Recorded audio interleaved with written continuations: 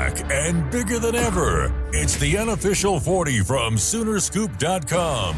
Now, here's the entire Sooner Scoop crew. Carrie, Josh, Eddie, and George. All right, welcome back. It is the Unofficial 40 podcast right here on Soonerscoop.com, where we've got a big week of Ole Miss coming to town, and we're welcomed now by the regular crew, Josh McCuistion, Eddie Radosevich, George Stoya. I do know that. I'm not going to hopefully make that mistake again. Carrie Murdoch here. As we get ready for Ole Miss, and we have been the content has been flying out the door. We did a little pre-interview with Sam Hutchins with Claire and Ledger that will play. I think you'll enjoy that. Just from the Lane Kiffin perspective, I think you'll enjoy that conversation that we had today. And obviously, we've done all the media so far. Brent Venables, Ben Arbuckle, all the players. We got a nice chance to talk with John Mateer. If you go watch the practice report today that just launched, you'll hear him talk a lot about his hand and what he's been going through and all that stuff. But Josh, welcome to the program. I know it was a week of travel for you last weekend, a couple of games in, and we've got the recruiting report up already as well, but some things to look forward to on the recruiting trail with visits this weekend as well. But how are you today? Your first initial thoughts on Ole Miss week? Guys, I think this is, God, can we get more cliche? This is the biggest game yet. And I guess that's what you're looking for, is each week it just gets a little bigger. But guys, I keep looking through the numbers and some of the stuff, and I've started to work on under the hood for Ole Miss. This is just a challenge Oklahoma hasn't seen before. This is going to be a very different offense, a very different caliber of offense than they've faced at any point this year. Well, let me say this too, and I do feel that, Josh, the whole, oh God, why do we keep making this out to be the biggest game? You guys are a broken record. But if Brent's tenure had not been what it has, I mean, he's building to do something that he hasn't done before. He's had 3 years. I mean, Tennessee last year was this game. I mean, now we're back, and he's done all the things he's supposed to do, but he hasn't had that, program-defining win. And, I think George and I, maybe it was Eddie, were talking the other day, and I was like, what do I title this? And, if OU wins this, how does it – it's like Texas has already stolen Texas's back. Like Oklahoma, you can't say Oklahoma's back because you've clowned Texas for all these years, going all the way back to the was it Ellinger that said it at the Fiesta Bowl? It was at the Sugar Bowl. The Sugar Bowl. Yeah, it was. Yeah. So it's but that's what Brent Venables is striving to do is to get over this hump so people can finally look at Oklahoma as one of the better programs in the country. It'd almost be like Oklahoma is restored. Yeah, like it's undergone some type of renovation. But I think from a defensive standpoint, I think that this is the best opportunity that this group can have to kind of put themselves in a little bit of an upper echelon, just in terms of okay, this thing is elite. I think that this defense is very, very good. Don't get me wrong. But I think that I would listen to the argument that they really haven't played any explosive offenses. And if you look at what Ole Miss has been able to do with Trinidad Chambliss, I know that we talked to Sam Hutchins about it. This is the best group that they've probably gone against, just as an up and down, top to bottom offense. A lot of different guys lead the SEC in a lot of different categories. Is there any part of you that just wants to stop Brent mid-sentence in his press conference and be like, Brent, I know you were out of town at the time, but you don't understand how pathetic this defense got at Oklahoma. It was so bad. I mean, and I know you could watch the Rose Bowl in 2017 and see God, that defense is just pathetic. But to see what's happening now, I don't even think Brent can understand what a big deal this is to have this type of defense at Oklahoma. Yeah, I mean, I think he knows how bad it was because he took it over, and he did. I mean, I think it was earlier this year that he talked about how bad it was when he took the program over. But I think this defense is great, but I also think they haven't seen a passing attack like Ole Miss, and so I'm curious, what does this secondary look like? And at the same time, I don't think Ole Miss has faced a defense this good. It's interesting. I'm actually writing about this today. Brent Venables and Lane Kiffin go way back. They go back to the 2005 Orange Bowl, if you guys believe that or not. Lane Kiffin was the passing game coordinator and the wide receivers coach and Brent Venables was the DC in that 2005 OU USC game. Damn. Yeah. Didn't even think about that. They also go back to, I believe, the 2015 national title game when Kiffin was the Alabama OC and Brent was the Clemson DC. I know that Matt Leinart was on PMT talking about his days at USC, and it was, after 2005, I would have been. Oh, no, he would have been there in 2005. But his two OCs on that USC team were Steve Sarkisian, 25-year-old Steve Sarkisian, and 25-year-old Lane Kiffin, which is just kind of crazy thinking those guys coaching out in LA together would be fun. On the defense stuff, Max Olson does the stop rate stuff. He puts out the statistics every week. Oklahoma currently second in the country in stop rate. It is, I just had it and then I clicked on something else. It is currently Oklahoma defense has allowed touchdowns on just 5.9% of opponent drives, which is a 94.1 stop rate, right? Going back, and Kerry, you were talking about some of those defenses that we covered here as of recent memory. 2018, 63.5%, 2019, 71.9%, 2021, 72.3%, 2022, 72.3%. Those are some of the worst stop rates ever recorded from 1970 to 2025. Good numbers from the great Mike Brooks. Wow. I mean, yeah, we can't relive it. I'm not going to. It's definite, but it's just, I marvel at it. And look, we knew what good defense was. I mean, now, did we know what, I knew what it was. I had forgotten what it looks like. Of a defensive line? Like, I don't know that we've seen this. Yeah. I mean, and you're right, though, but Ole Miss is a challenge. It's something that they haven't faced. It's a very good offense. And I would imagine they'll get a touchdown in the first half. I mean, Lane Kiffin's a pretty damn good offensive mind, but they haven't given up one. And they've had opportunities. I mean, sometimes it's been the other coach. I mean, like Shane Beamer made some terrible decisions in that game. Yeah, it was ridiculous. But so he helped contribute to that. But yeah, I'm really, really excited to see what happens between these two teams. And as much as we've talked about Chambliss just on the shows, and we'll do a little bit more on the game day preview. The Lacey kid is having a fantastic year. Yeah, he's been awesome running the football. Like, this is just a very exceptional offense with what they've been working with. On the flip side, I think that for a team that found something in the run game a week ago, they're going to have opportunity on Saturday to really kind of build upon that. I know that Georgia had some success running the football, and if it is raining, like we were talking about before we got going, who knows? It'll be I'm interested to see just kind of the if this offensive line can do it again after what they were able to do a week ago. I know it wasn't perfect, but it was a great starting point from where this thing is coming. I don't know if it means anything, but it finally felt like they were able to get out of a game too with 5 guys that are healthy up front. Halliday presents, in the red corner, the undisputed, undefeated Weed Whacker Guy. Champion of hurling grass and pollen everywhere. And in the blue corner, the challenger, extra strength Halliday. Eye drops that work all day to prevent the release of histamines that cause itchy allergy eyes. And the winner by knockout is Halliday. Halliday, bring it on.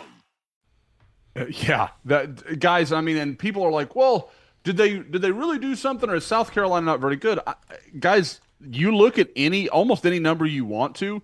South Carolina is a notably better defense than Ole Miss. Like there is a clear dividing line between those two. So, and again, you went on the road and did it. To me, South Carolina is probably the best win OU's had this year. And I know that South Carolina did some stuff that was just foolish, and they made some bad plays. That's all fair, but some of that comes from they were just constantly under pressure. Like there was that few minutes there late in the second quarter was the only time at all that you felt like South Carolina was really a member of that game. Like it was just it wasn't that different than that South Carolina did to OU the year before. Like where it was just they just kind of squeezed the life out of them. Yeah, I mean, it was good to see. I mean, let's face it, that game, the most important part about that game was just getting a win after the Texas game and getting past that Texas game. Because I think, and I know everybody looks back as soon as it's over, like, how did we lose to Texas? Especially when they're going into overtime with Kentucky later that night. But I just think, they obviously had a shit day, and Jovantae did not play well, and he got rushed back and all that. I'm not one of those people that dwells on the negatives of the past. I just think you got to move forward. I definitely think that you could say, from the body of work that OU's put out there defensively, and especially from a tackling standpoint, I don't want to say it was an anomaly. Arch Manning made some really good throws against Oklahoma, but it was kind of an anomaly just in terms of what they were not able to do in the third quarter. I think and even going into the fourth quarter, not to harp on it, you still have a great opportunity to tie the game if you don't have a penalty and all the stuff that we've rehashed out of the Texas game.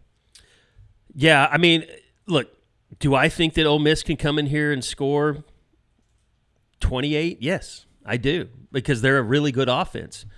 My biggest question is, how much can OU score? I mean, I think I'm seeing an offense that is getting better, and part of that is the run game, but just the offensive line seems like they've finally gotten their shit together. I mean, and that's the biggest. Like, talking to Derek Simmons, and I wasn't over there with Heath Ozida, but I watched the interview afterwards.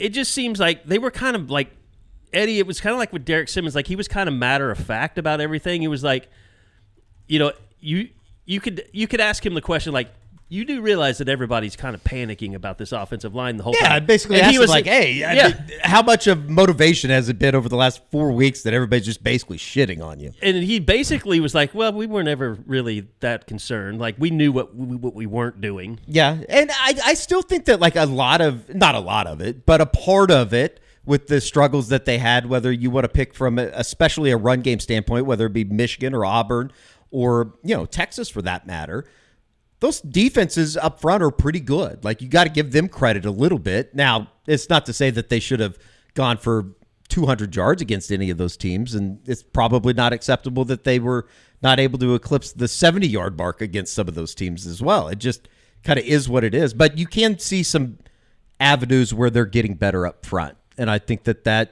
certainly helps everybody's cause. And, Mateer he played better on Saturday. Played better against South Carolina. I know, Gabe has talked a lot about it. I talked to Cale Gundy about it some this week, but just the blocking schemes, Josh, that they were using and the things that they did different in the run game that seemed to fit their personnel better and that seemed to fit Tory Blaylock better. I mean, he's just a guy that, when you give him an opportunity to use blocks, he's very, very good at that. It's like when you say, how does this true freshman do so much? It's because he has a natural ability to use a blocker and gain yardage. Yeah, and I thought, obviously I've been talking about, I think the offensive line could get there. So it was nice to see, but I thought they got help too, guys. Like, I thought he was more patient. I thought he let some things develop in front of him. And again, they were just very direct in what they did with the run game. Like, they were going, he's a kid that wants to get downhill. He wants to use that speed. He wants to be physical. Like, he's not a guy that wants to, sit and kind of hesitate. And I think that's why at times you saw him struggle with some of the stuff early in the season, because he's a North and South guy. I've said forever he reminds me of Tatum Bell from Oklahoma State years ago. Like, that's who he kind of rings of. And again, I thought the tight ends were better. Caden Helms did a nice job. That's why there was some, for the first time maybe all year, there were some openings outside that just had not been there. So I thought it was an all-around really strong performance. I guess I'm a little hesitant to be like, well, was it one? Because so much of what it was effort. Was it with just guys playing harder, playing faster, doing a lot of the basics? I mean, I hate to say it, but it just like playing, I know the popular term is with more velocity. Like, I thought you saw that. Can they carry that over next week? And can they let that build some momentum? Because you've got to think they finally have a little bit of confidence, maybe for the first time all year. Is this also the worst? I mean, other than Illinois State, Temple, and Kent State, is this the worst defense OU's faced? Oh, Ole Miss. I think so. Ole Miss. I think so. Yeah. Yeah. Oh, yeah. I did that thing yesterday where I looked at the SP Plus stuff. That's the thing that's crazy. that I do think you have to give OU's offense some leniency with. Guys, they've played three of the top 10 defenses in the country are on OU's P4 schedule. Like that's pretty stout to have to deal with, and Texas, Auburn, and Michigan. So you have to give them a little bit of leniency, but I think Eddie nailed it earlier. Just having the same 5 guys out there going play after play, starting to build a little continuity. We've seen OU do this before where like, oh, okay, the run game's there now. Where did that come from? And I wonder if maybe they're starting to click a little bit. Jovantae makes a lot of money. What are the chances that he had Enjoy come in and just give everybody LASIK on the offense? I don't know. I hope not. Maybe. I don't know. Fans could, though. Certainly fans could. And you know what? That's a good point. He could have done it because it's such a seamless transition into having perfect vision. And all you got to do is set up a free consultation today. Go to enjoyvision.com. That's the letter NJOY, vision.com. Football season is upon us, and that means it's the perfect time to dial up your vision or dial in your vision before you miss any of the Sooner magic. Maybe a SEC championship run, if you will. SEC schedule, not easy. Thankfully, LASIK at Enjoy Vision is. Schedule a free consultation today. Football season is why you LASIK. Enjoy Vision is where you LASIK. You know, one of my concerns about getting old is the stuff that happens to your body, like just that is not there before. Like, I think I'm starting to get. What about the brain? Turkey neck. We know I have brain problems. So I know that's the main concern here. Well, I need to go to Cody Drug for all of this, and you can too, because peptides are the future of medicine, and Cody Drug compounds them every day in their state-of-the-art sterile lab. They have peptides for weight loss, energy, focus. The brain, I'm sure, and probably turkey neck. What is that, collagen peptides that I've been reading about? With popular names like Sermorelin, which triggers natural growth hormone release for anti-aging, fat loss, improved sleep, muscle growth, and recovery. Muscle growth, they need that too. Now they don't have anything that will heal. Well, that was a terrible read into that. They don't have anything that will heal a quarterback's thumb overnight. It is getting better. We're going to talk about that. They can help you feel and look your best. Cody Drug loves teaming up also with Oklahoma providers and med spas to get you your high-quality custom compounded peptide therapies safely and fast. Visit CodyDrugRx.com to get started. Josh and his family do the actual serious medicine, and peptides are just for us old folks, I think, or people that, want to look better, feel better, that kind of stuff. We're not actually dying. Well, slowly, but not dying. Anyway, nobody in Josh's family is dying. Man, this thing has gone off the rails. This thing has gone off the rails. Crazy. Go to Cody Drug RX on Instagram as well. Will walk you through all the different things to help you feel better throughout your daily life. Okay, so we got to talk to John Mateer. Kerry, one thing real quick. I want to request this of Will right now. Okay. If he comes up with a turkey neck peptide, can you name it? We should have naming rights to the turkey neck peptide. I think that's what we're working for here.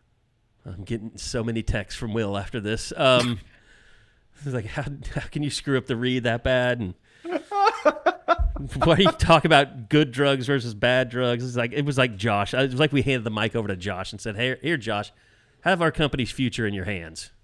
I had something final for the first time ever. I had an ad moment I was ready for. With the Enjoy, I was like, because of the quick recovery, the offensive line could be back out there blocking almost immediately. I was ready for it, and it's not. Correctly, you guys don't go to me because I seem to always screw them up. All right, challenge accepted if Will allow it. So we got a chance, George. You're the John. I think he was going to name it after Mitch McConnell, but that's just me. God, he should. I will give up naming rights if we can just call it the Mitch McConnell. Yes. If my turkey neck ever gets that bad, I'm just ending it. George, you are the John Mateer whisperer of the staff. Why is that? You went and visited him. You drove 12 miles to go see him at the Manning camp and spend an hour with him. I do like hanging John. Out. He is cool. Collected that semen sample back in September. Jesus Christ. Was that not? Did we never talk about that? My God, this pod is I'm just glad he's finally in a good mood. The last couple of weeks, he's not been in a great mood. God, what are we doing? Baseball's been good. And it's over for me, so I don't have to worry about it now.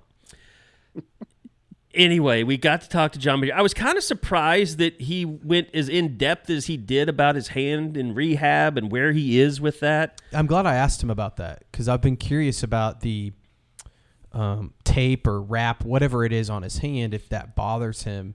And he gave a good answer. Tape. Yeah, the KT tape. And, I would assume that's just to protect the incision, but it sounds like it's not bothering him. I'm just curious, and somebody asked me this week, when do you think he'll be full strength? And I don't know the answer to that. I don't think he's there right now. There's a reason why I think he's not really pushing the ball down the field. I don't think he's very accurate there right now, and I don't know if that's the hand or what's going on. But it was good because Eddie followed up and asked him, do you feel like you're healing? And he said yes. He feels like he's getting back to where he was previous. Well, and remember, when we this surgery happened, right? We were looking at October 25th, yeah. The Ole Miss game as maybe a projected, okay, he'll be healthy by then. Obviously, he's played through it over the last 2 weeks. But I do think that, I don't know, maybe this thing is going to be okay, and they are going to develop some downfield threats. I do think helping him maybe more than anything than the hand is being able to run the football. You're going to have better opportunities if you can consistently find something on the ground. So that combined with Jovantae Gibson, which, it's kind of like their, relationship is, I don't know, it's been well documented, but it almost feels like they're making this ascent together in a way. Yeah, I feel that. I kind of feel that too. And guys, I think the one thing, we can talk about the defense and how good they are, but this offense still isn't where we thought it would be. When we put it in our heads, Ben Arbuckle coming in, John Mateer coming in, so dynamic. This has not been an offense that's just lit it up. And look, I'm not expecting them to with this schedule the rest of the way, but like you said, George, this is probably the worst defense they've played outside of the Kent States and Illinois States. Yeah. But this offense has a chance to get a lot better, and that's because of Jovantae Gibson and because Isaiah Satania's done some good things, but Deion Burks hasn't really hit his full potential in this offense. Ultimately, guys, I think this season and the way these final 5 games play out, it's going to come down to that side of the ball. I think we all agree OU's got a championship-level defense. This is a group, and sure, they might this week give up some big plays and some scoring drives and things of that nature, but if this team's going to reach its full potential, it needs the offense to figure something out. And that doesn't mean it needs to be great, but I do think it needs to, like you said, Carey, kind of take, the next step. And, whatever that looks like, I think we saw a big step this last week, against South Carolina. Now they got to do it again this week against a defense that, honestly, they should be able to move the ball against throughout the game. So being able to continue to run the football, and then if Mateer can just get better, and you find that passing game. If you can get, you watch the Georgia game this past week, they were able to run the ball, but Gunnar Stockton just took some chances down the field and let Georgia's receivers just go up and make a play. And I think that's something that they can do with Jovantae Gibson once Mateer gets healthy. And you saw they took a shot to Jovantae in the South Carolina game. I think that was in the first quarter down the sideline, and Mateer just missed it, threw it out of bounds. But those are the type of plays that if you can give Jovantae a chance, I like his chances to go up and try and make a play on the ball. Yeah, and I think the touchdown pass to Satania was a good sign for his that was where great he play is. Design. Yeah, but just kind of dropping it in the bucket there between a couple of defenders. That was the first pass. I was like, okay, so he's starting to really get better. And he ripped one. I think it was the opening drive. He ripped one over the middle to Kanik. That looked like the old John Mateer, where it was 15 yards down the line or over the middle and just kind of zipped it in there. And that's the kind of stuff that we haven't, we didn't see against Texas a whole lot. We didn't see it a ton against South Carolina, but you saw a few more glimpses. There was just little things too. And, Isaiah Satania ended up having a really good day after the catch. And I think it was because he caught a lot of those guys in stride, which you just hadn't seen. Mm-hmm. Even the Michael Hawkins experience. Especially the over the middle stuff. Yeah, for sure. I mean, look, I'm feeling a little optimistic about this group. And I also just trust Ben Arbuckle. I trust Ben Arbuckle to make the necessary adjustments. Is he going to be perfect all the time? No, he's 30 years old, and he's never, been a play caller at this level. But I do think that he's doing some really good stuff schematically and also playing to their strengths. And I think they found something in their 2 running backs. They have finally found that is the 1-2 punch. And I kind of like it. Like they're not the best in the SEC, right? Blaylock and Robinson, but you bring in those two guys, different skill sets. They complement each other very well. Yeah, I think it's a good group. And we saw Xavier last year. That's why it was so frustrating and kind of confusing at the beginning of the season and I think that he wasn't getting run. Yeah, it's starting to become that's kind of what happened, for sure. Like even in warm-ups, Eddie, I don't know if you noticed this, but in Columbia in warm-ups, watching Xavier, like he was running full speed in some of the like team warm-up stuff, and I was like, man, we haven't seen that kind of burst from him. Sure. And then I thought we saw it. He had that one run where he broke a few tackles and got loose down the sideline.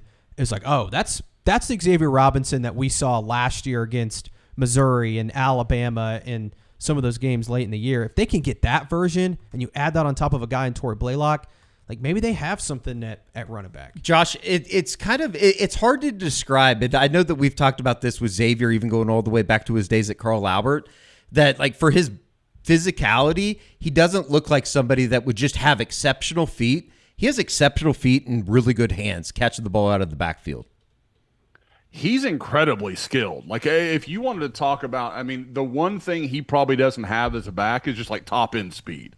But like everything else, quickness, lateral movement, like you said, great feet. He catches the ball well. He's got good vision. I mean, there's so, I loved, again, like they almost fell into him at Carl Albert being a running back. He was a linebacker and people were recruiting him there. And then it was like, well, we should give this guy some touches. And then it just, oh God, he won State Player of the Year. Like, I mean, it was just kind of a rolling ball from there.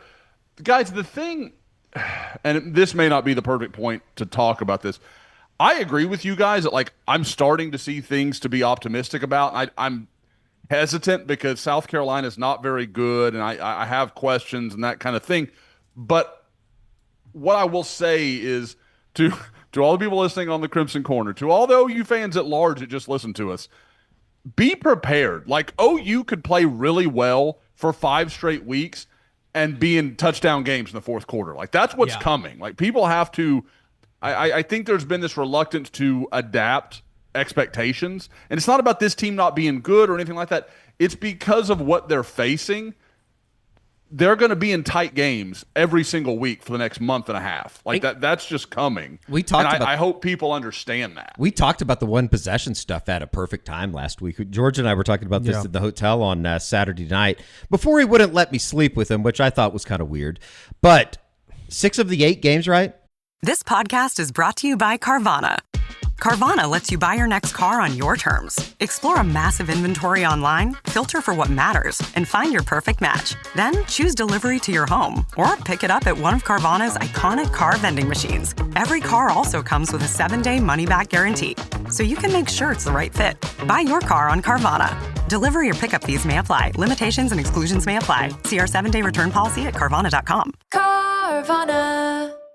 6 of the 8 games. And what was the number overall? 17 of the SEC conference games have been 1-score games this year. I think the Big Ten was like 12. Yeah, it was close. Lower. Yeah, it was lower closer than I thought it was going to be. Yeah, but some of that is like I remember it was like Purdue and somebody else terrible, and it was just like, okay, well, just 2 shit teams. But in some type of 6-3 battle, probably. Yeah, but sorry to the Odoms. But it's playing out exactly like we thought. I mean, anybody can beat anybody in this league any given week. The other thing about it is, if you're playing in this league and you are up by 2 scores, you're probably not going to go for it on 4th down very much. You're going to punt it away. Like if you're in the Big 12, or maybe like what Oregon would do in the Pac-12, or like they would. Their mission would be, let's go out and score as much and be as aggressive as we can. That's a stupid way to play. I mean, Shane Beamer showed you what a stupid way that is to play in this league.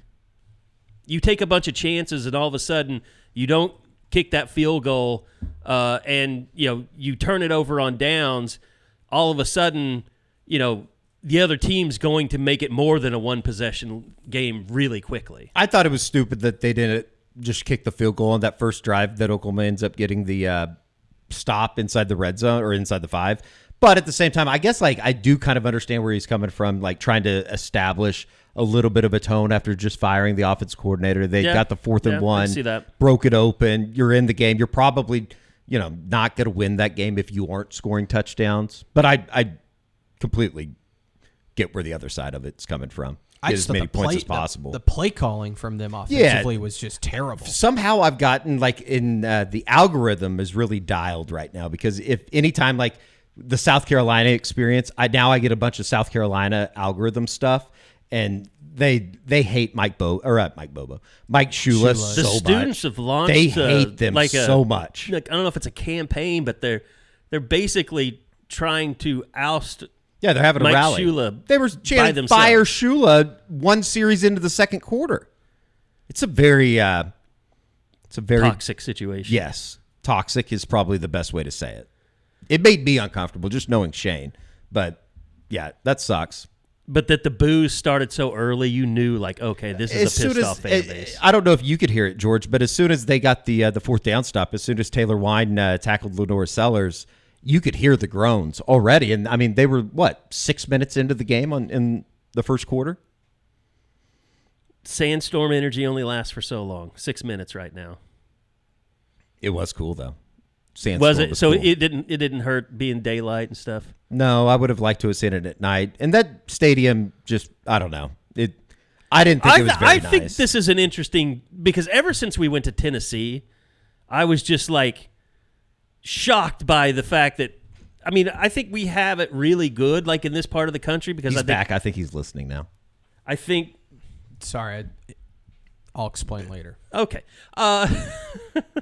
The nervous laughter. Anyway, no, going to Tennessee, I was shocked. It was okay, this part of the stadium looks like it was built in the Civil War area. And this part of the building looks like they just updated it.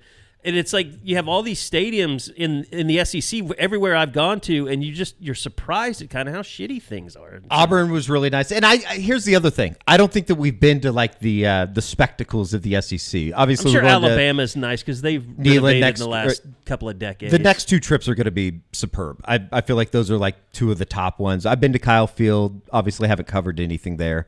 Been to games. Never been to Texas, obviously. But yeah, I don't know. I was just very underwhelmed. It is a stadium, though, that if South Carolina's good, you can tell that place can get really loud. That was my takeaway. Is if this was a night game and South Carolina was 4-2 or what, in the playoff hunt last year, it would have been awesome. Sure, but it turned very quickly. Very quickly. To be fair, you're talking about the SEC stadiums maybe not living up to what you hoped. Guys, they've been paying, NIL a lot longer than everybody else. NIL, they've been pouring money into other things. So and I'm smart about it. Yeah. And I do think the South Carolina football facility, where they have the Steve Spurrier indoor facility and all that kind of stuff. We walked by it when we were walking in. That looks really nice. Yeah. The facility stuff looks really nice as opposed to the stadium stuff. But I don't think, did we expect the stadiums to be super new and nice and kind of? I did. I think we just take for granted what they have in Norman. They've done a really good job of the upkeep of the stadium concourse and all that kind of stuff. Even look what Tech is doing. Look what Baylor did. There's not really a shitty. Jack Trice is the worst. It's old, but and even that new thing that they built in the one of the end zones. Yeah, that's a nice facility. Yeah. There's nothing wrong with it. And they've got that they built that football facility that's almost attached to it. That's what I'm talking about. Where they do the post game stuff. But Manhattan's very nice. They redid everything over the last decade probably. We won't see KU Stadium unless they schedule a series. It looks nice. That's got to be nice. It looks nice. It's all I also think we just haven't gone to the premier stadium. I think that's a lot of what it is. We haven't gone to Athens. You've been to the Swamp. You've been to LSU. Yeah, but I don't think I thought Tiger Stadium was awesome. Tiger Stadium was sick. It just the problem was both teams stunk. Yeah. So the atmosphere wasn't great. Yeah. I thought that everything around Tiger Stadium though very comparable in terms of what it is to Oklahoma. And I thought Auburn was cool. It was just old. Yeah. But it was a cool stadium. Yeah. But here's the thing, and it's OU and Joe Castiglione did this, and Joe Harris has talked about it, but when they built the East Side, they understood it was for not the fans but the donors. That's where the money comes from. And if the SEC, this is my, not fear because you don't fear anything, but like the SEC is making so much money, but it's all because of TV basically, and just whatever that revenue is that they get paid out.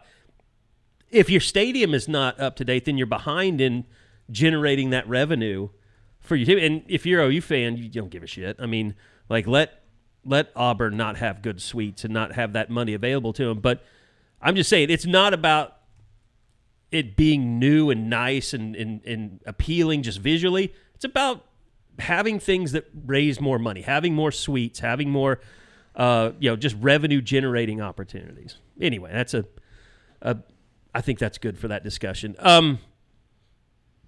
We think your stadiums suck, all right? No, I did enjoy the trip to Columbia. I thought it was I will say this. We didn't even see Columbia. I didn't see a whole lot of looking fair compared to like the Texas State Fair. Yeah, it was kind of like in a parking lot or whatever. We didn't see any of Columbia. Didn't see campus. any of it. Didn't even drive over crazy. there because it was obviously we're trying to get to the stadium, early game, and then when we left, it was dark out. It was. George and I almost did die though on I-77. Yeah, there was a huge wreck. Horrific wreck. I hate that you put it that way. It's like you told me the story. Well, if we were 20 seconds ahead, we would have been involved in a wreck. Maybe. We don't know that you would have died. I don't know. I don't know. I'm thankful today. You're welcome. I was the driver. That was a nice part. Didn't do any driving. It was fun. That's because the car. You can't let other people drive on Turo, can you? You can. You can add somebody else as a driver, and also, Eddie could have done it, and they would never know. But yeah, I just did it. It was good.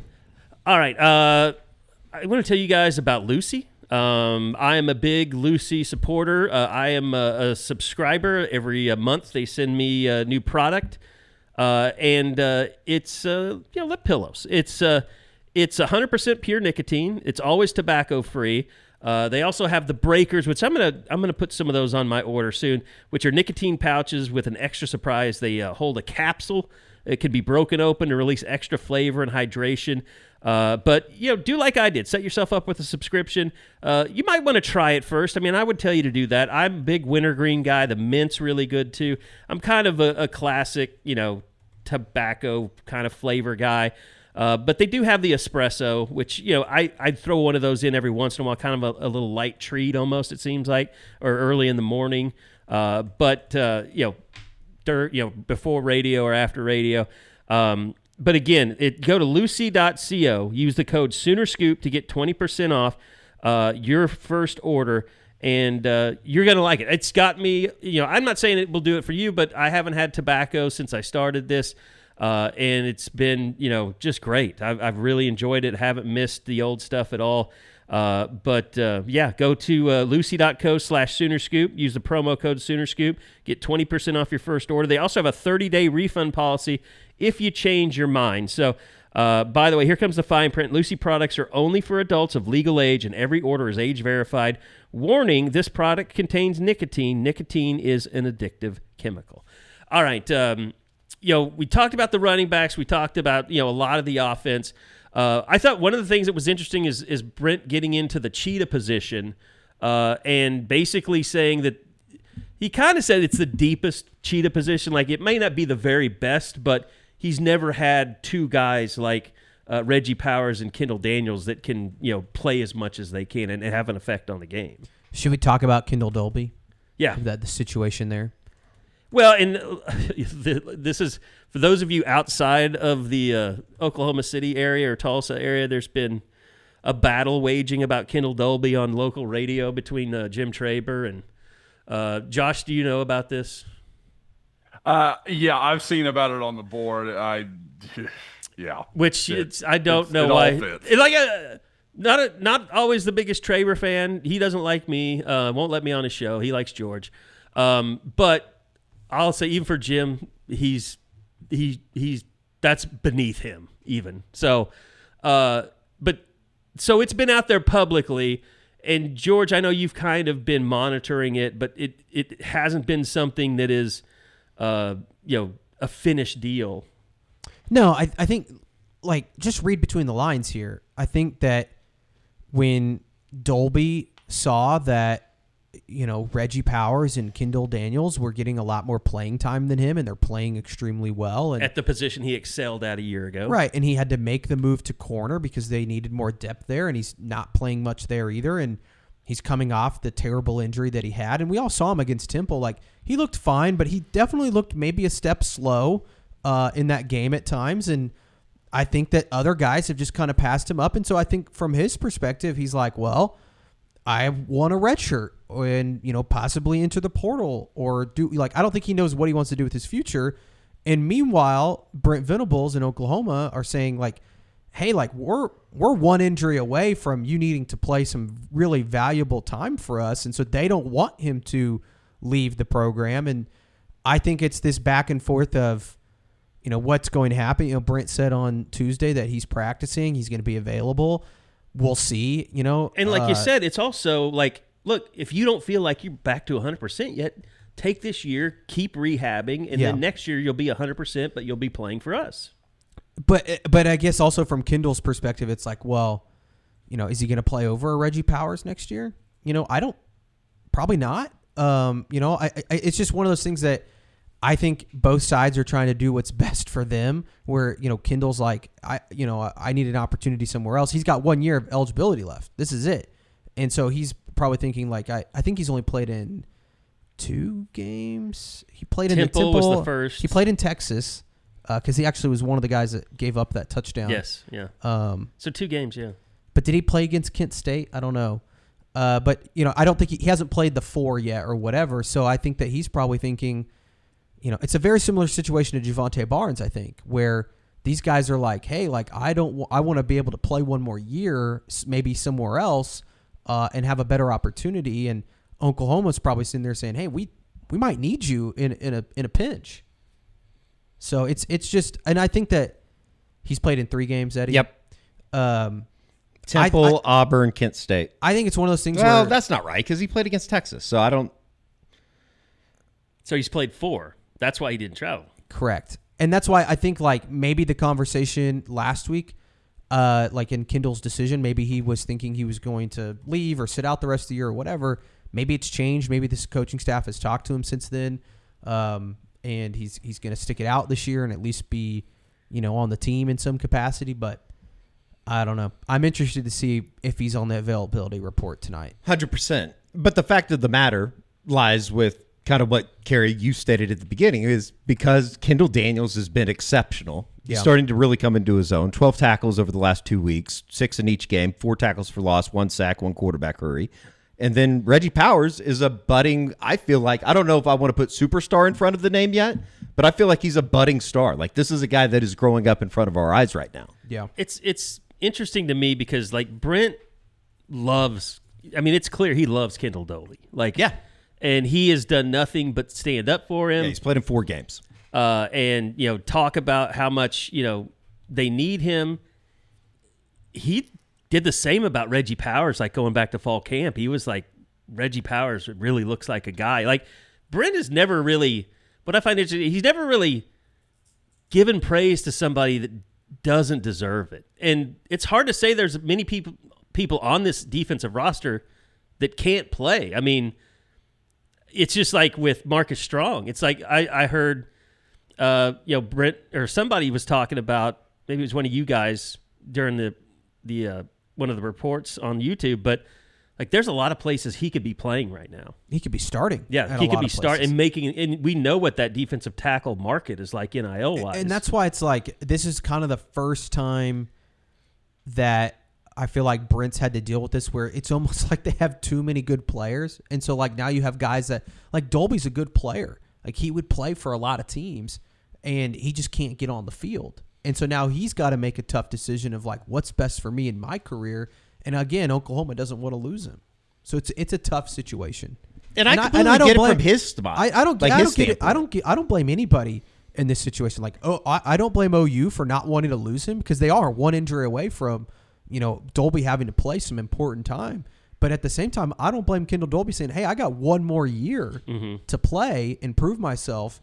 And that may not be at Oklahoma. It is about managing rosters in this day and age. you saw what happened up in Stillwater, how fast that can, fall apart on you year to year. It's like Gavin Sawchuk. It's like they would have liked to have had him in the running back rotation, but they could, somebody else came and offered him a bunch of money. This is why, and Brent talked about this week, they need to pass the 5-year thing because then you avoid this altogether because everybody has the same amount of playing time.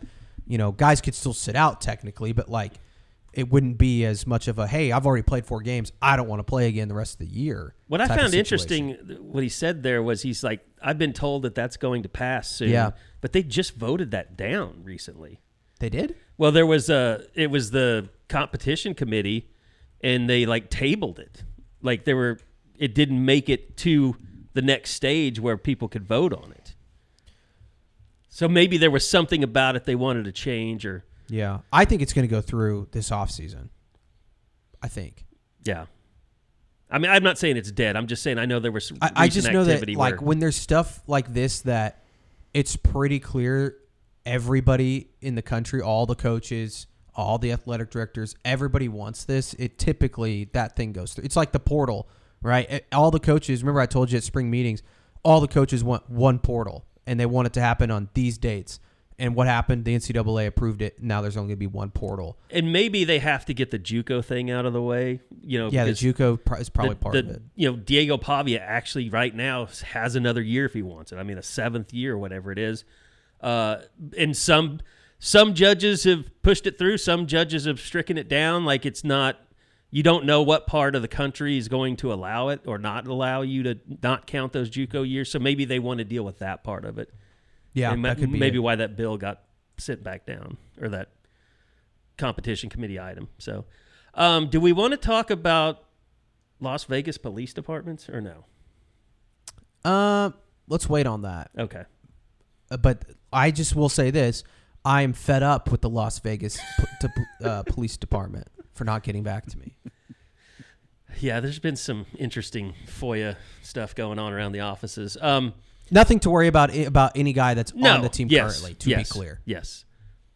Thank you for making that clear. All right, Josh, I know anything else we want to hit on team-wise, or we can talk about just this? Massive game. I wish the game wasn't at 11 for the fans. Yeah, I know. Great for us, media-wise, but I wish it was a night game. It would be electric. I still think it's going to be an awesome atmosphere. The fans will show up, and this is the North Oval will still be open, so you can go Friday night and put your stuff down. So don't worry about that part of it. They're encouraging people.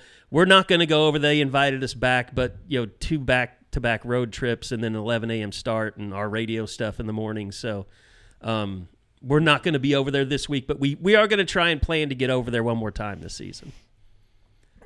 So yeah, we definitely encourage you guys. It has everything to do with it being at 11 a.m. Yeah, it's 11 a.m. It's hard to do all that stuff.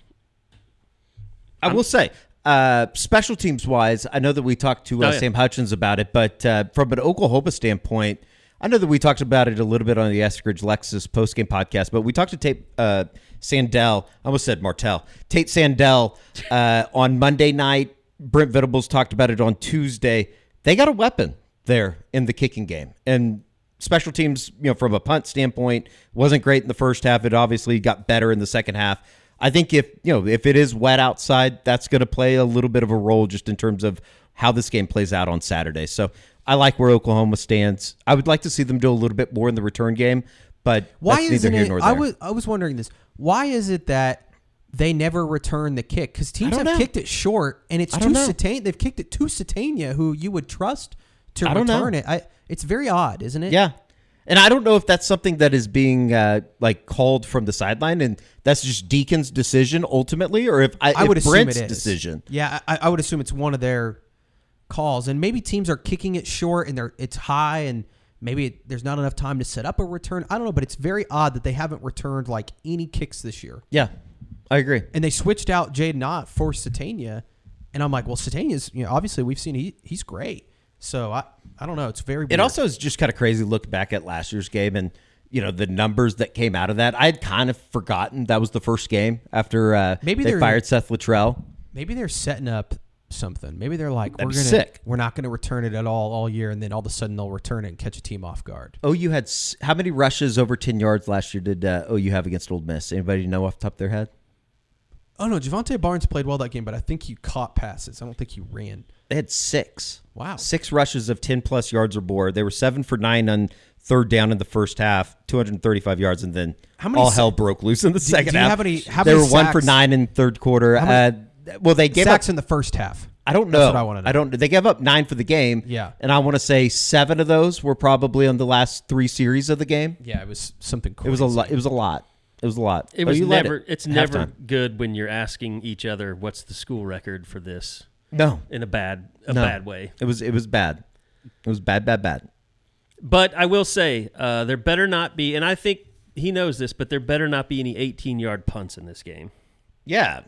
Grayson? I think, here's my theory on that. I just caught it off the side of his foot. Yeah. I also think, don't get me wrong, Grayson Miller's been an awesome story. He's been very good for the most part for Oklahoma.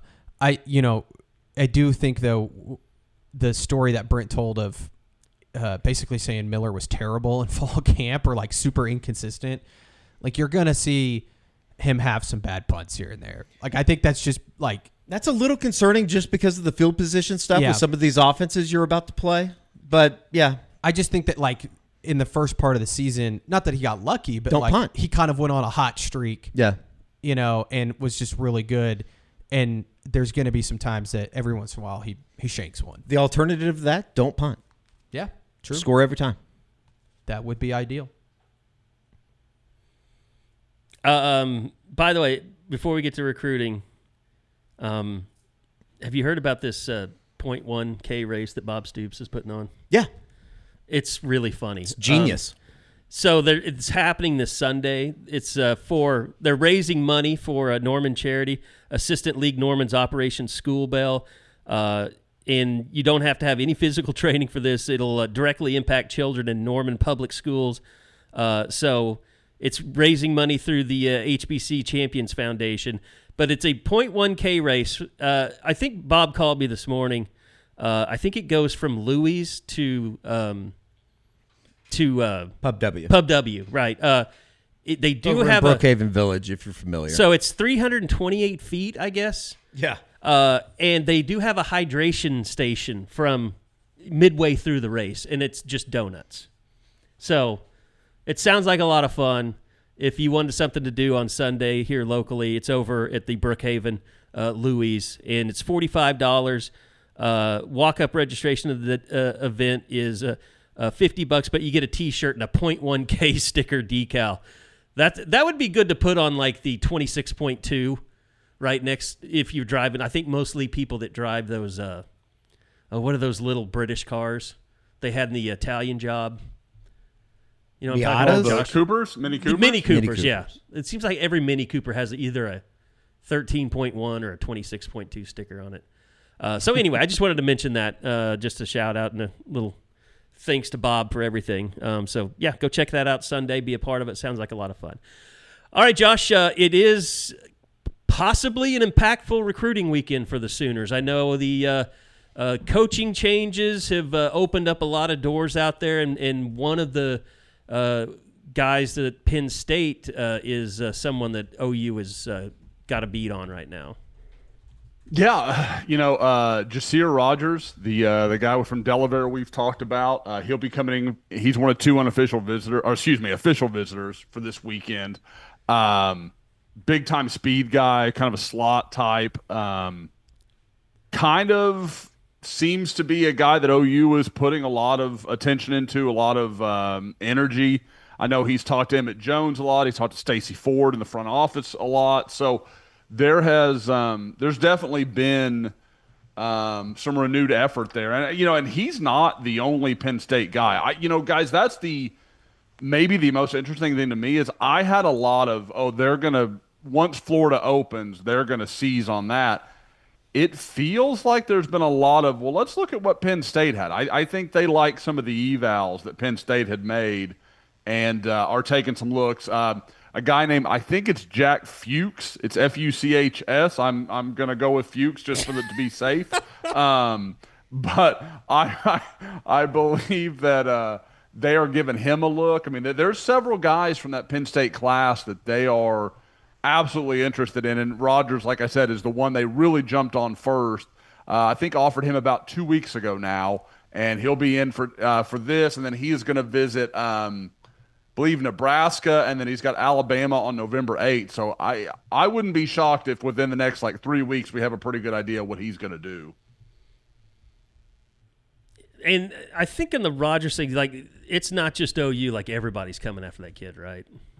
Yeah, he again, just one of those kids that you're okay, he was up in Delaware, and I think a lot of people slept on him, and then he commits early to Penn State, or over the summer to Penn State, and he just when OU made the offer, I got a message from our Penn State guy, and it was kind of this is the underrated guy in Penn State's class. This is the guy that everybody kind of was missing on, and so I think it's not just been OU that went back and reviewed the senior tape, because guys, he looks like a kid that runs 4.3, and he looks like a kid that runs 4.3 in Delaware. It is insane watching his tape and him just running away from these kids that just aren't on his level athletically.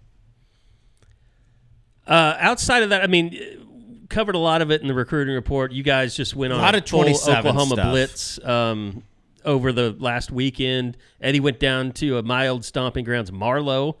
That was a pretty cool, just seeing the video and the people in the stands. That was a big time game down there. A little bit of a throwback, just old fashioned high school atmosphere. It was badass. I really enjoyed that.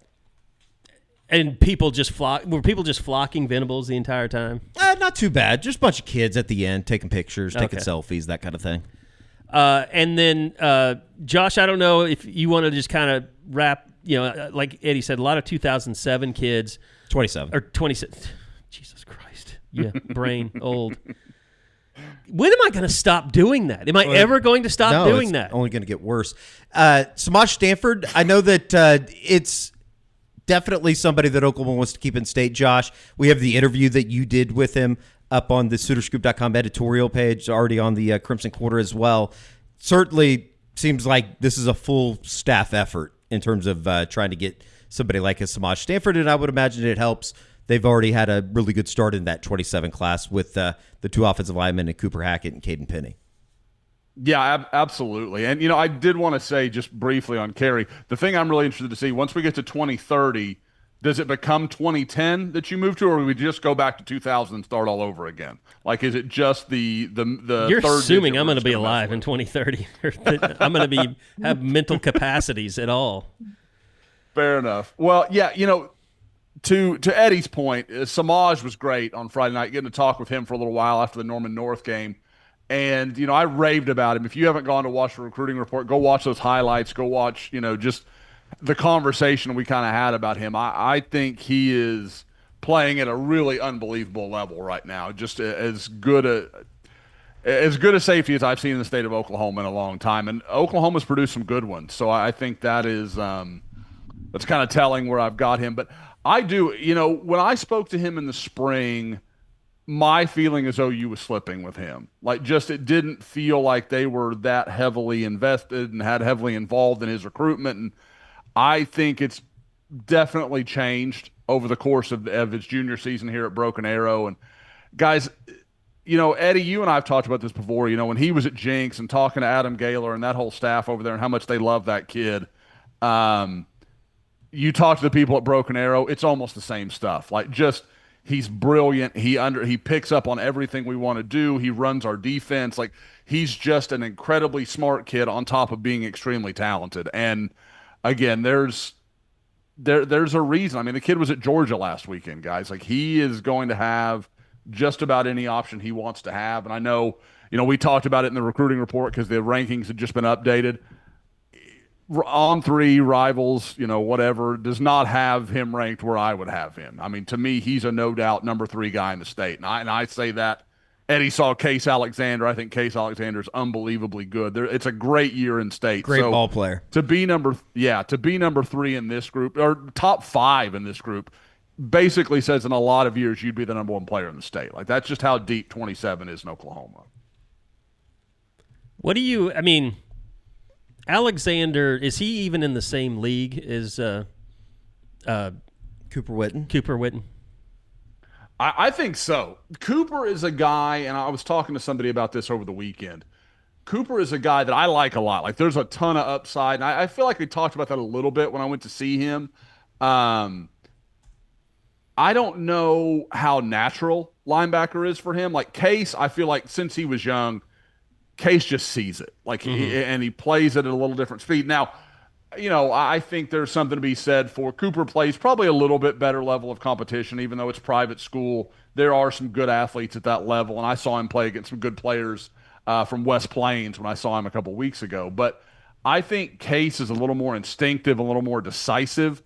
They are similar athletically. Case is a bigger kid than Cooper is, but I don't know if he's quite as explosive as Cooper is. So it's a little. I mean, like, they're a little different, but man, like, I carry you or Eddie. Somebody brought this up, recently. You those two are your linebacker class. If OU could find a way to make that happen, that's unbelievable. That's the best linebacker class Brent Venables will have signed in a long time, and I don't care if you're talking about OU, Clemson, otherwise. That's a really good pairing. I definitely want to make that Exciting Whites thumbnail to go on that video if they both commit. But yeah, if we want to get into a little bit of just kind of the visit list, I'm putting it together kind of. I've got a running list I always keep, but my first time to really put it in some content for the site. Guys, one of the more interesting ones is Taven Epps, the edge player from Tustin, California. He's a top 100 guy, currently committed to Texas. And, he is a Texas native, but I was reading, I can't remember where I read it. I'd like to give credit, but I just can't remember. He's a guy that actually grew up like a Baylor fan.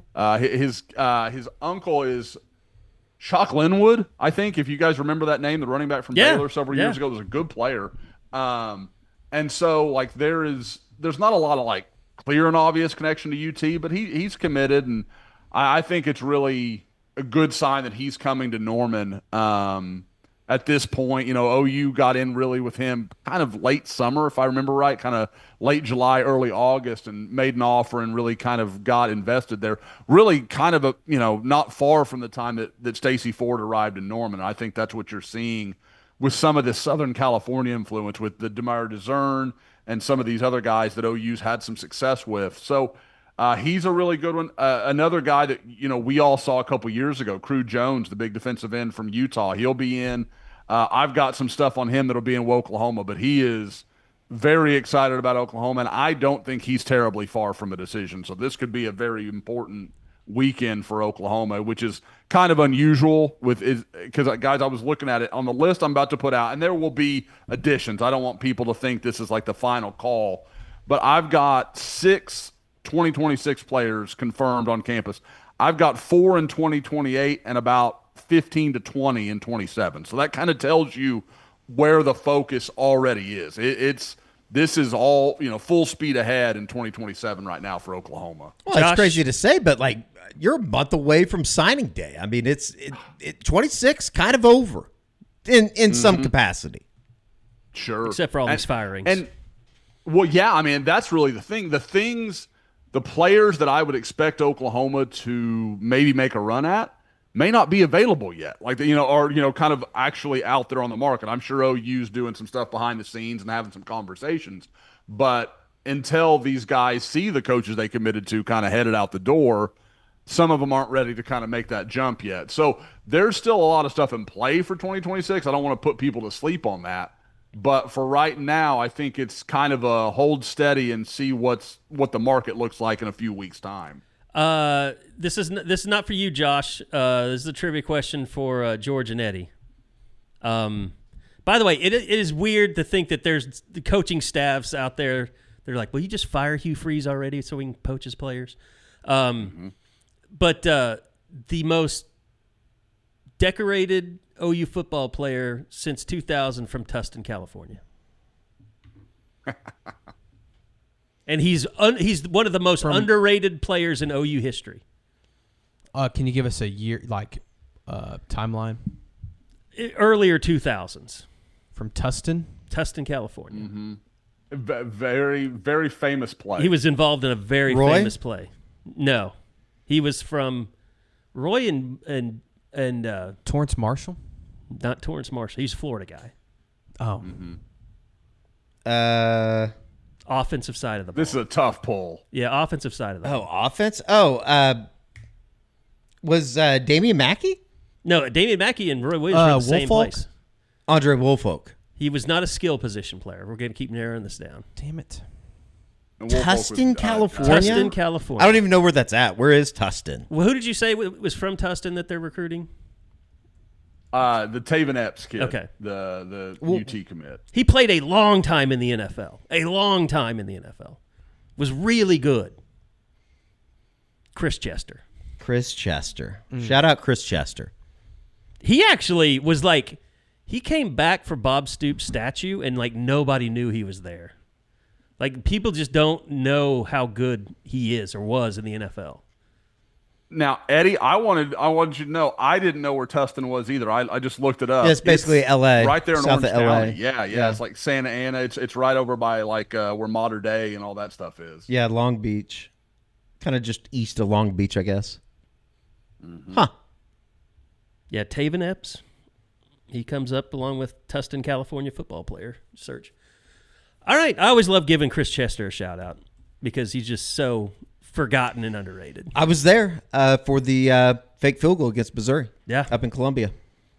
I've said it before, but I was in that end zone. Like he was coming at me when he caught that ball. Like I remember too, like walking out of the stadium with a buddy, and we're talking about Texas the next week, and this Missouri fan damn near wants to fight me because they're like, you just played this great game and all you want to talk about is Texas. And I was like, man, that's what it is. Like it's Texas week. Strangely enough, it was already over. Strangely enough, another player from Tustin, California shows up regarding this play. Played for San Diego State, and he was a linebacker, second-round pick by the Seattle Seahawks or Philadelphia Eagles. Also played with Matt McCoy. But not the Matt McCoy because Matt McCoy threw him. That is not Jinx America's Own. Not Matt Jinx McCoy. America's Own. But Matt McCoy was the one who threw the pass to Chris Chester. So. He was a great holder. Good safety too. Good college safety. All right. Anything else you guys wanted to get out there? Big game. Looking forward to it. Availability report Wednesday night. Anything surprising, unexpected? Gentry Williams, I guess we'll see. I know where Eddie wants me to go with this, but I'm just not going to go there. Okay. What do you know, George? And I don't feel when did you know confident in like reporting that. Okay, that's fine. But we will continue John digging Mateer into it. Doubtful. No. We will continue digging to find out. We shall see. Check on Crimson Corner. Yeah. All right, guys. Quickly, 82-0. How are we all feeling about awesome that? Night in downtown Oklahoma City yesterday. Unbelievable double overtime win. Everything that I think you could have possibly wanted outside of them not calling the timeout, like the KD thing. If that was the way that the game would have ended, I would have lost. It would have been incredible. You said it best, Eddie. You texted me. You went from not caring about the game to like it felt like Game 7 of the NBA Finals all over again. Late in that game, it's like I was so locked in. I love that they just shot so horribly and still beat Houston because Kevin Durant was like, that was our night to beat them. Yeah. By the way, without Dub. Yeah. By the way, when the players walked up and started touching the banner as it was going up, that was awesome. I got a little teary-eyed. Yeah, it was awesome. It was everything that I could have hoped and imagined. And yes, like there was a part of me that was like, I don't care what the final score is, and then you see KD make a couple shots, get down by 12 in the third quarter. I was like, okay, I want to win this game more than Game 7. 100%. And if anybody's got a line on one of those rings, Laney McQuistion's interested. So just pass me a note. Let me know. I tried to ask. I'll let Clay know. I'm trying to ask Gabe if the Loves family's getting any rings. I haven't heard back that. Can I tell a story real quick before we get off here? Yes, I guess. It's not about any of you guys, but I would like the opinions of those people out there. I'm probably going to regret this. I would also like Josh's opinion as a dog owner. So, oh boy, you guys have heard this story. Are we telling the poop story? Yeah. So on Sunday, we're trying to get the dog. I had just gotten back from South Carolina. The dogs are just, they need to get some energy out, and I've taken one of my dogs to Lowe's before. Let them walk around or whatever. I don't know if that's acceptable or not. Some people are like anti bring dogs anywhere, but I just they like to sniff around Lowe's, no problem, whatever. So I take Aaron and I both take Finn and Scoops, both dogs, to Lowe's. And I was just going to go run and get some grass seed. And we were like, well, we'll just bring the dogs with us because it's just a 5-minute trip. So we walk into the main area, like where it's inside. And then we wander outside to find the grass seed or whatever. And immediately when we step into like the garden center, which is kind of like indoors, but also outdoors, you know what I mean? Right.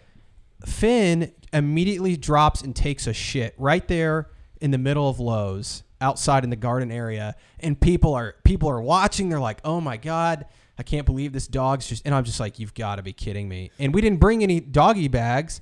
So I have to run up to the front of the desk and was like, can I please borrow a, just a plastic sack? You won't be getting this back unless you really want. Yeah. And they're like, what do you need it for? And I just was like, oh, just something.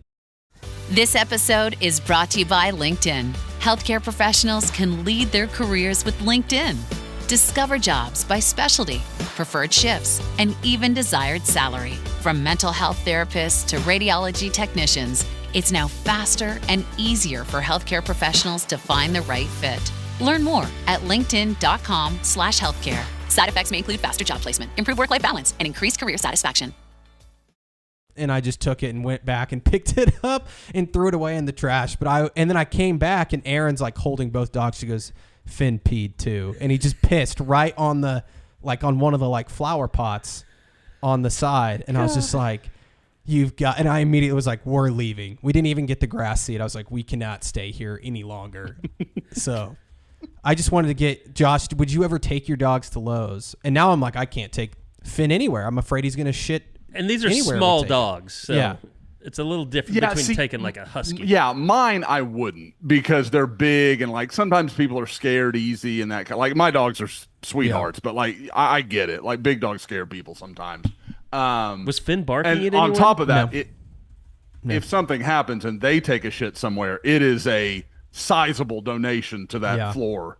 So that's a no. But I hate the people that are like, the no dogs. No, they're not bothering you, man. They're fine. Now, Finn, he's probably on 6-month probation. Yeah. You probably can't take him back anywhere because it's one of those things where, once he gets in his head, I can do that, then he's just going to keep doing it. If your dog shits at PetSmart, do they just take care of it for you?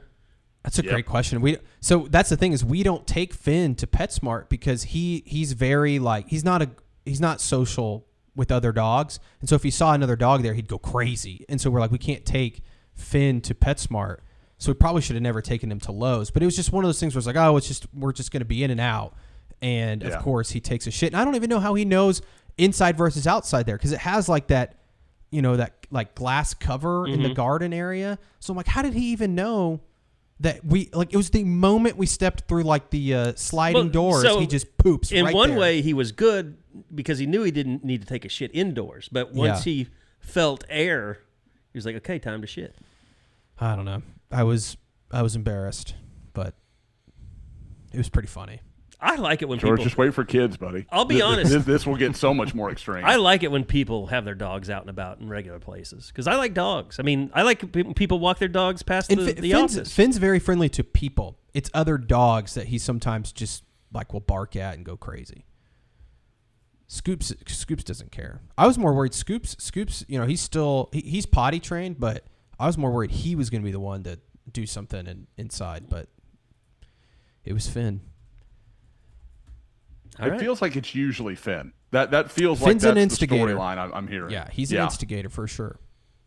That's All okay. right. I got one of those too. I'm sure he locks himself in Tiffany's closet almost daily. We'll have plenty of comments to sift over next time. I'm sure people will shame me for taking my dogs to Lowe's, but whatever. Oh, screw them. I'm not a big fan of anti-dog people. Yeah, they're not my people. I'm not a fan of people. But thankfully you are today. All right.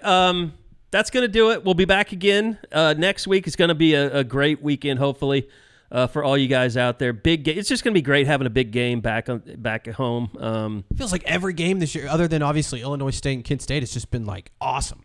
Huge game. So much better than Baylor and TCU. Yeah. Could you imagine if Cincinnati was coming to. I guess Cincinnati's bad. Good. That'd be a great game. It's still like to have Ole Miss come to town, Arizona. top 10 team. I think LSU beats A&M this weekend. I don't think that's a hot take, but I've heard other people say that. I'm not a huge Marcel Reed believer. I think he's good, but yeah, I think this is a game he'll struggle in. But I still think they'll just dominate LSU's offense. I don't know what they're going to do. Saturday night in Baton Rouge? No way. A&M's defense is damn good. If LSU loses, though, people might kill Brian That's Kelly. another job that's going to be coming open. Yeah. I mean, I think about R. Mason Thomas and what he can do against LSU's offensive line. Cassius Howell, that dude's a monster. And he's going to give LSU some real problems. And I say that. I do think that A&M's real. Like, it's not a flash of the pan that they're 7-0. It's just first the time SEC's since '94. tough, man. SEC's tough. What was it? Did Hugh Freeze say that they're playing both quarterbacks? They're both got reps. The door is. It feels like the door's starting to be open because I think Hugh Freeze is officially like he's going to get fired. So you might as well start going down, firing some bullets out there. That was an unbelievable game on Saturday night that we ended up watching. Insane. It's crazy. Yeah. But, I mean, it's either you or your quarterback. I mean. I will say, too, it would have been all-time if Missouri had lost that game after Drink celebrated the awesome. missed field goal. He's such a little weasel, but he wins, God man. damn it, 18 and 9 in one-score games. Like, it's hard to. He's good. It's hard to go against that. Can any of you really have see? To get over him being a douche. He's good. Can anybody really see Lane Kiffin leaving? Yeah, Ole Miss. I think he's going to. Man, I don't. I think he's going to stick. And I don't think that's crazy either. Like, I don't think anybody knows what Lane Kiffin's going to do. But if he really does like aspire, like if his idol growing up was Steve Spurrier, it's pretty hard to turn down Florida. Although I don't know like the background on Florida from an athletic department standpoint. I know that they handled the basketball situation kind of weird. How much do you think? And Eddie, I heard that same comment when he talked about Spurrier. How much of that do you think was him fucking with Florida, like trying to upset that basket a little bit? Just what I feel like I know of Lane Kiffin, that could be 100% of it as well. Yeah, I don't know. I don't know. I don't know a whole lot about Gainesville just in general. I think I'd maybe want to live in Oxford more than I would want to live in Gainesville. I don't know though. Yeah. I don't think Gainesville is that great of a place. I don't know. That's kind of the vibe I get. I'm not a big like Florida guy just in general. I like going to South Beach. 30A is supposed to be awesome. It is. That's not Gainesville though. Yeah. You know they have like a 30A kind of replica in Oklahoma? Yeah. Carlton Landing? Yeah, that's what it's called. Anyway, the only reason I was bringing up Kiffin is I could see Florida ending up with Drinkwitz. That would be That'd crazy. be a good hire. That'd be interesting. I'd be very interested in who Missouri would hire. It's kind of crazy the amount of jobs that are open already. The whole and that cycle are going is to come incredible. Open. Yeah. Well, apparently the New Mexico coach is going places. Does it make video. you? This brings it back to Jason Oklahoma. Eck is awesome. Do you guys bring it? Wisconsin. I think a lot of people want him at Wisconsin. Go ahead, George. Mm-hmm. Just to bring it back, like if OU were to have to make a coaching change, do you wait another year just because there are so many openings and there's only so many good candidates to go around? It would be, it'd be tough. No, if you're OU, yeah. I mean, I still think OU'd be one of the better jobs that would be open. I agree. We're not going to have to worry about it. I agree. OU's going to 11-1. See ya at the college quarterfinal here in Norman. You just jinxed it. They're going to lose. I'm telling you, if I had that type of power, we wouldn't be coming here and doing this every day for an hour and a half. I can tell you that. I definitely wouldn't be getting up at 6 a.m. All right. That is going to do it. We'll let everybody go. Josh, appreciate it. Eddie, George, great jobs. Sorry for my horrible live reads today. We'll try and do better next week. And I'm sure OU will do better on the field than I did on the microphone today. That's going to do it. We'll be back again next week for another edition of the Unofficial 40 podcast right here on Soonerscoop.com.